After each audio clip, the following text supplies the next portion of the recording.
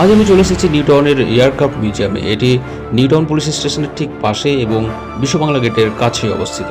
এই জাদুঘরের প্রধান আকর্ষণ হলো IN-317 অর্থাৎ টুপোলেভ 142M, একটি দীর্ঘপাল্লার সামগ্রিক পর্যবেক্ষণ এবং সাবমেরিন ধ্বংসকারী বিমান।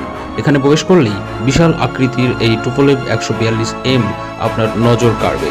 এটি 1988 সালে ভারতীয় নৌবাহিনীতে যুক্ত হয়েছিল এবং 2017 সালে অবসর গ্রহণ করে। এর ডানার ব্যাপ্তি 160 ফুট এবং এর মোট ওজন 110 টন, যা এটিকে বিশ্বের অন্যতম বড় টার্বোপ্রপ বিমান করে তুলেছে। IN-317 বা টুপোলেভ 142M বিমানটি শুধুমাত্র তার আকারেই নয়, তার কর্মদক্ষতার জন্য বিখ্যাত। এটি 16 ঘন্টা অবধি আকাশে উঠতে পারত এবং সমুদ্রের গভীর থেকে সবচেয়ে ক্ষীণ শব্দ শনাক্ত করার ক্ষমতা ছিল।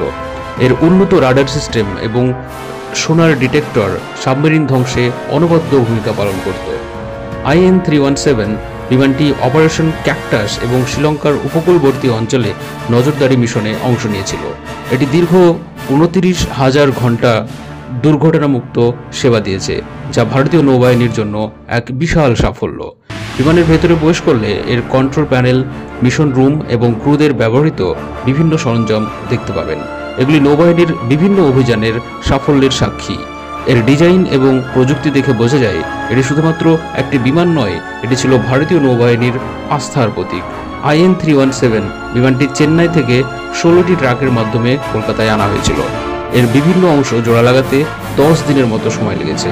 এখন এটি সম্পূর্ণরূপে প্রস্তুত এবং দর্শকদের জন্য দীর্ঘদিন থেকে উন্মুক্ত রয়েছে।